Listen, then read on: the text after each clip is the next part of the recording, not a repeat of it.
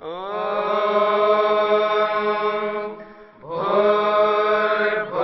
स्वः तत्सवितुर्वरेण्यं भर्गो देवस्य धीमहि धियो यो नः प्रचोदयात्।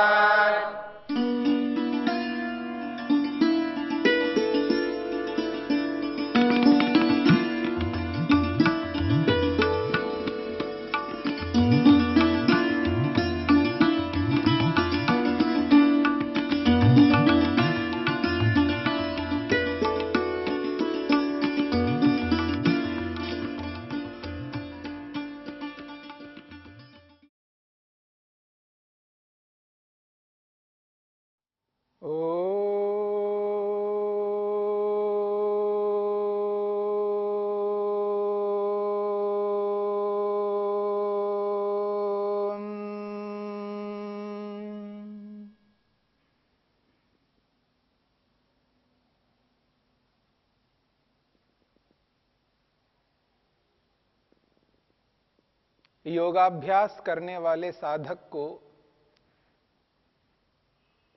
मन का अध्ययन निरंतर करना होता है। जितना अधिक मन का अध्ययन करता है उतना ही अधिक मन को जान सकता है। हमारा प्रसंग चल रहा है मन के स्वभावों को जानना। मन का निरंतर अध्ययन करता हुआ साधक को यह बोध होता है मन में सात्विकता कब आती है, मन में राजसिकता कब आती है और मन में तामसिकता कब आती है। इन तीनों स्थितियों को जानता हुआ व्यक्ति ये एहसास करता है मेरे को किस स्थिति में रहना है, सात्विक स्थिति में रहना है या राजसिक स्थिति में रहना है या तामसिक स्थिति में रहना है। उसको अनुभूति होती है, एहसास होता है मुझ आत्मा को किस स्थिति में रहना है, मन को कैसा चलाना है। ऐसा नहीं हो सकता कि वो निरंतर सात्विक स्थिति में रहे, और संभव भी नहीं है। कोई साधक ये सोचे, यह विचार करे कि मैं निरंतर 24 घंटे सात्विक स्थिति में रहूं, संभव नहीं है। निरंतर 24 घंटे व्यक्ति सात्विक स्थिति में नहीं रह सकता। परिस्थिति विशेष में एक दिन के लिए हो सकता है, पर उस एक दिन में भी 24 घंटे वो निरंतर सात्विक स्थिति में नहीं रह सकता, क्योंकि मन का एक और स्वभाव बताया।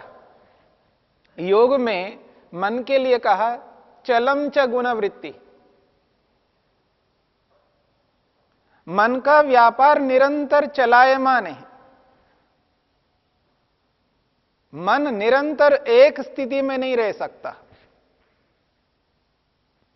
उसमें सत्वगुण, रजोगुण, तमोगुण तीनों पदार्थ होने के कारण से तीनों पदार्थ कार्यान्वित होंगे। इसलिए मन को निरंतर सात्विक स्थिति में कोई भी नहीं रख सकता।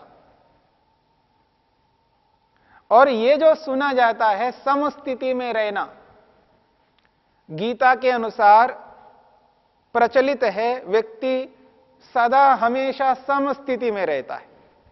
वो जो समस्थिति है वो क्या है? वो सात्विकता नहीं है। वो सदा हमेशा निरंतर सात्विक स्थिति में रहता हो, उसी का नाम सम अवस्था हो, ऐसा नहीं है। समत्वम योगः उच्यते।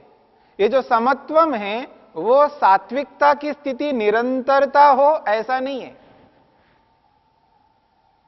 तीनों की आवश्यकता है। जब साधक मन का निरंतर अध्ययन करता रहता है, उसको यह बोध होता है, यह ज्ञात होता है कि मन क्या है, सात्विकता क्या है, राजसिकता क्या है, तामसिकता क्या है, उसका एहसास होता है। और किस स्थिति में कौन सी स्थिति उभर करके आती है और कौन सी स्थिति को उभारना है, दोनों बातों को समझना है। किस स्थिति में कौन सी स्थिति उभरती है और किस स्थिति में कौन सी स्थिति को उभारना है, यह साधक को एहसास रहता है, अनुभूति रहती है, वो अच्छी तरह समझता है, क्योंकि उसने मन का निरंतर अध्ययन किया हुआ है, कर रहा है और आगे भी करेगा। ये जो मन की स्थिति है वो निरंतर एक स्थिति में रहने का, समस्थिति में रहने का अर्थ है किस वक्त किस समय क्या स्थिति होनी चाहिए उसी स्थिति में वो होता है, उसी का नाम है समत्वम। सात्विक स्थिति में रहना चाहिए, सात्विक बने रहना चाहिए, हमेशा सात्विक अपने आप को बनाना चाहिए।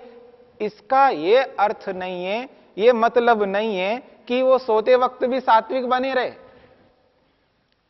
जब शरीर को विश्राम की आवश्यकता हो, उस स्थिति में रात्रि के काल में जब निद्रा लेने की स्थिति आए, उस समय भी वो नहीं मैं सात्विक रहूंगा, तो नहीं चल सकता। मूढ़ अवस्था में जाना होगा, मूढ़ अवस्था को उभारना होगा, और मूढ़ अवस्था को अच्छे ढंग से बखूबी से वही व्यक्ति ढंग से उभार सकता है जिसने मन पर अध्ययन किया हो, मन को जाना हो, समझा हो, मन को चलाना सीखा हो। आप देखेंगे आज पूरे विश्व में कितने ऐसे लोग होंगे जिनको नींद नहीं आती है, नींद की बहुत बड़ी बीमारी है, अनिद्रा के रोगी है, सारी स्थितियां अच्छी हैं पर उनको नींद नहीं आती है। पढ़े लिखे बहुत अच्छे हैं, अच्छी अच्छी स्थितियों में रहते हैं, किसी भी प्रकार की कोई समस्या नहीं है बाह्य दृष्टि से, भौतिक दृष्टि से, लेकिन अंदर से वो स्थिति नहीं है, नींद नहीं आती है, चिंता में रहते हैं, टेंशन में रहते हैं, डिप्रेशन में रहते हैं। मन को काबू में रखना एक अलग ही बात है।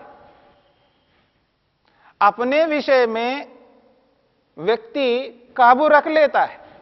इंजीनियर व्यक्ति इंजीनियरिंग के विषय में जब उसको वो टेक्निकल कुछ करना होता है, वो अपने क्षेत्र में वो बिल्कुल नियंत्रित रखता है अपने मन को, तभी उस काम को कुशलता से कर लेता है। वैद्य डॉक्टर अपने विषय में जब उसको चिकित्सा करनी होती है, उसमें अपने आप को नियंत्रण रखता है।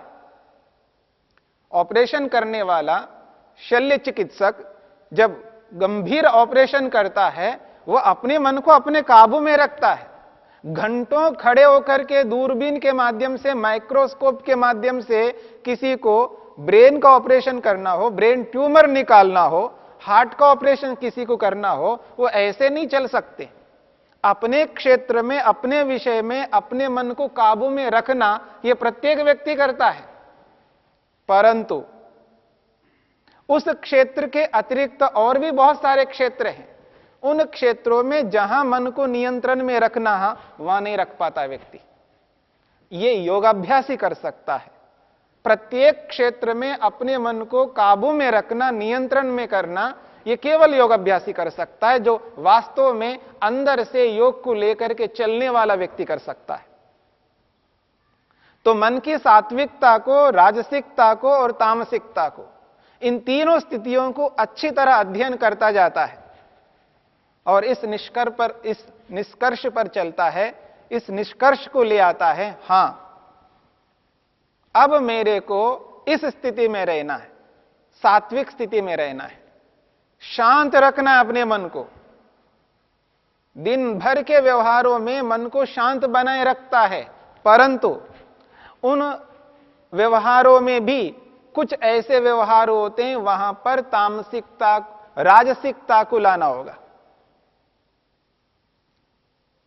रजोगुण को उभारना होगा। उन स्थितियों में भी रजोगुण को उभार करके उसको वो जो शीघ्रता करनी है, उस कार्य को जो गति देना है, उस कार्य को आगे बढ़ाना है, वहां राजसिकता को लाए बिना उस कार्य को शीघ्रता से संपन्न नहीं किया जा सकता। सतत सात्विकता में रह करके किसी कार्य को शीघ्र नहीं कर सकते, और उस शीघ्रता के साथ में एकाग्रता भी रहती है उसके पास में। सर्वथा रजोगुण को ही उभारता हो ऐसा नहीं है, सत्वगुण के साथ साथ रजोगुण को उभार करके उस कार्य को एकाग्रता से युक्त करता है।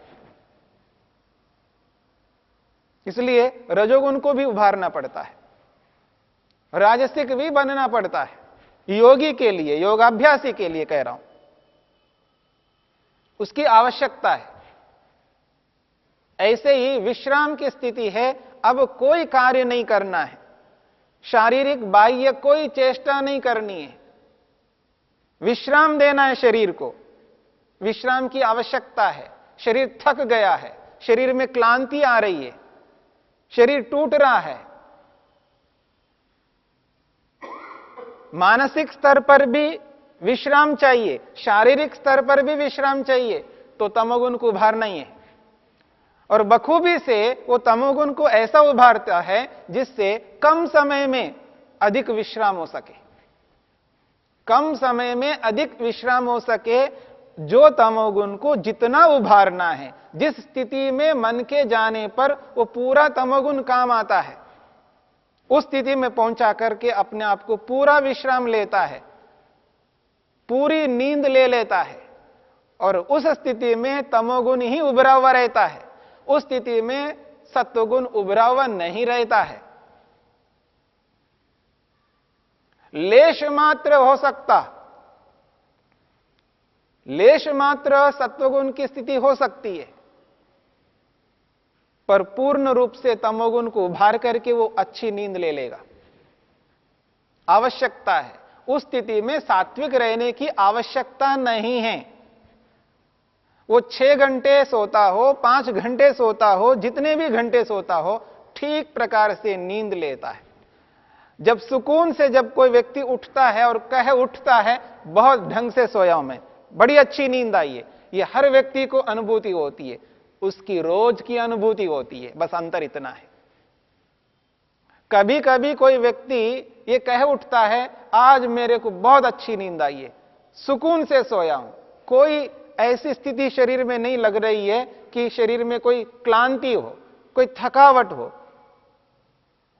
शरीर में भारीपन हो, सिर दर्द हो रहा हो। प्रत्येक दिन उसकी यही स्थिति होती है, जिस स्थिति में कभी कभी साधारण व्यक्ति कह उठता है कि आज बहुत अच्छी नींद हुई है, और योगी की, योगाभ्यासी की तो रोज की वही स्थिति होती है, क्योंकि वो अपनी स्थिति को जानता है, अपने मन को जानता है, अपने मन को अपने काबू में रखता है, और काबू में रख करके वो अपने मन को वैसा ही चलाता है, उसको वो स्थिति आ जाती है जो मूढ़ता होनी चाहिए, जो तामसिकता होनी चाहिए मन के अंदर, वही स्थिति होती है, उसका वो पूरा सदुपयोग करता है। तामसिक बनना है, मूढ़ बनना है, लेकिन सदुपयोग करने के लिए, दुरुपयोग करने के लिए नहीं है, आलसी बनने के लिए नहीं है, निठल्ला बनने के लिए नहीं है। तामसिकता किसी को निठल्ला बनाने के लिए नहीं है, कामचोर बनने के लिए नहीं है, अकर्मण्यता के लिए नहीं है वो। इसलिए वो उस तामसिकता का पूरा लाभ उठाता है। यानी तामसिकता को कब उभारना है, कब उसका सदुपयोग करना है, उसको उसी रूप में ले आता है। कब राजसिकता को ला करके किसी कार्य को शीघ्रता प्रदान करना है, कब शीघ्रता से किसी कार्य को कुशलतापूर्वक करना है, तो आवश्यकता के अनुरूप उस रजोगुण को उभार करके वो राजसिक भी बन जाता है, और बाकी स्थितियों में अपने आप को सात्विक बनाए रखता ही है। तीनों स्वभावों को व्यवस्थित रूप से आवश्यकता के अनुसार जब चलाना होता है, यही समत्वम है। समत्वम योगः उच्यते का अर्थ यह नहीं है कि वो निरंतर 24 घंटे अपने आप को सात्विक बनाए रखे, तमोगुण को, रजोगुण को उभारने नहीं दे, ऐसा नहीं है इसका अर्थ। इसलिए तमोगुण का, तामसिकता का भी सदुपयोग करना है, राजसिकता का भी सदुपयोग करना है, सात्विकता का तो सदुपयोग होगा ही होगा। तो इन तीनों स्थितियों का अध्ययन करता हुआ, निरंतर मन को देखता हुआ व्यक्ति अपने मन को अपने काबू में रखता है। ऐसी स्थिति में योग साधना के रूप में हो सकती है। साधक के रूप में अपने आप को बनाए रख सकता है। और मन के अंदर जो स्थिति है उभरने की, रजोगुण की, तमोगुण की, उन स्थितियों को अच्छी तरह समझता है। कब क्या उभर रहा है मेरे मन में, उसको एहसास होता है, अनुभूति होती है, उसको ये स्पष्ट पता लगता है, प्रत्यक्ष होता है, अब मुझ में रजोगुण उभर रहा है। उभर नहीं रहा है, उभार रहा हूं, यह स्थिति। तमोगुण उभर नहीं रहा है, उभार रहा हूं। तामसिकता को मैं उत्पन्न कर रहा हूं, राजसिकता को मैं उत्पन्न कर रहा हूं, उसको यह एहसास होता है। मन पर नियंत्रण जब व्यक्ति अध्ययन करता है, मन को देखता रहता है, जैसे किसी क्षेत्र में कार्य करने वाला व्यक्ति, इंजीनियरिंग में अगर कोई व्यक्ति अपने कार्य को कुशलतापूर्वक कर रहा है तो उस स्थिति को कैसे वो अध्ययन करता जाता है। एक वैज्ञानिक, एक साइंटिस्ट किसी विषय को विषय बना करके उस पर किस प्रकार निरंतर अध्ययन कर रहा होता है, वैसा ही योगाभ्यासी व्यक्ति, साधक व्यक्ति अपने मन पर नियंत्रण अध्ययन करता रहता है। मन को अपना विषय निरंतर बना रहता है। जितना ध्यान मन पर देता है योगाभ्यासी, उतना ध्यान और किसी कार्य पर नहीं दे सकता। हां, और कार्यों को करता हुआ व्यक्ति मन पर केंद्रित रहता है, मन के माध्यम से उन कार्यों को संपन्न करने लगता है। अपने आप कार्य नहीं हो सकते, मन के माध्यम से हो सकते हैं, और मन के माध्यम से होने वाले कार्य आत्मा के माध्यम से होंगे, स्वयं के माध्यम से होंगे, स्वयं संचालित कर रहा होता है। जैसे लोग कह उठते हैं कि क्या करूं, मन नहीं मानता, मन तो करता जा रहा है अपने आप, वो स्थिति कभी योगाभ्यासी में नहीं हो सकती। यदि वास्तव में वो योगाभ्यासी है, वास्तव में वो योग करना चाहता है और वास्तव में योग को अपने साथ जोड़ करके चलता है, योग को अपने जीवन में उतारना चाहता है, तो व्यक्ति को ऐसा ही करना होगा, कभी ना कभी तो करना होगा। आज नहीं तो कल करना ही होगा। अपने आप को जब व्यक्ति साधक मानता है, योगाभ्यासी मानता है, आध्यात्मिक मानता है, तो ऐसे व्यक्ति को यह करना होगा।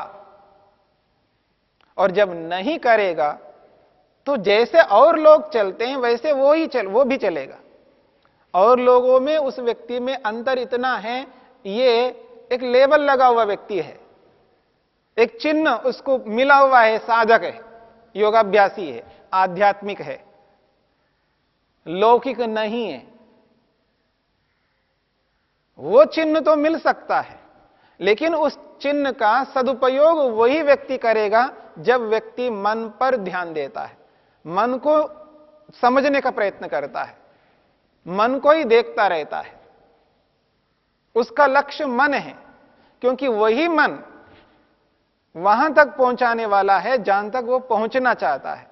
उसका जो लक्ष्य है, उसका जो उद्देश्य है, उसका जो प्रयोजन है, उस प्रयोजन तक यही मन ले जाने वाला है। और मोटे तौर पर मैं कहूं, ये गुरु है एक प्रकार से। जैसे कोई गुरु किसी विद्यार्थी को, शिष्य को वहां तक पहुंचा देता है जहां तक वो पहुंचना चाहता है। जिस विद्या को आत्मसात करना चाहता है व्यक्ति, जिस विद्या को अपनाना चाहता है, उस विद्या तक पहुंचाने वाला गुरु होता है। ऐसे ही जिस आत्मा को जानना चाहता है, परमात्मा को जानना चाहता है, समाधि लगाना चाहता है, मोक्ष को प्राप्त करना चाहता है, मुक्त होना चाहता है, उस मुक्ति तक पहुंचाने का साधन यदि कोई है, वो मन है। जैसे लौकिक रूप से एक गुरु वहां तक पहुंचा सकता है जहां तक वो पहुंचना चाहता है, उसी प्रकार से ये मन भी आध्यात्मिक दृष्टि से मुक्ति तक पहुंचाने वाला है।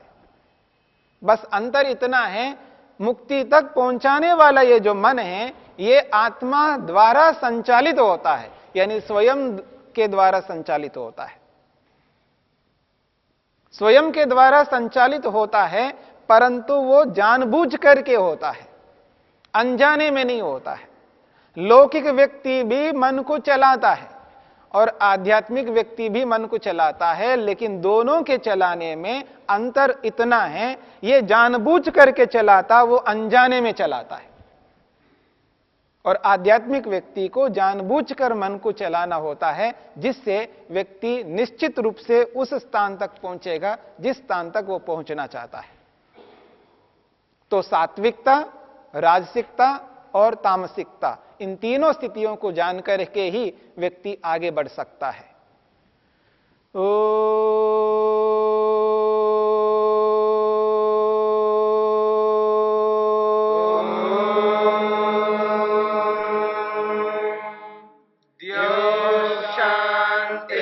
शान्तिरन्तरिक्षं शान्तिर्पृथिवी शान्तिरापः शान्तिरोषधयः शान्तिः वनस्पतयः शान्तिर्विश्वे देवा शान्तिर्ब्रह्म शान्ति सर्वं शान्ति शान्तिरेव शान्ति क्षमा शान्तिरेधि। ॐ शान्ति शान्ति शान्ति।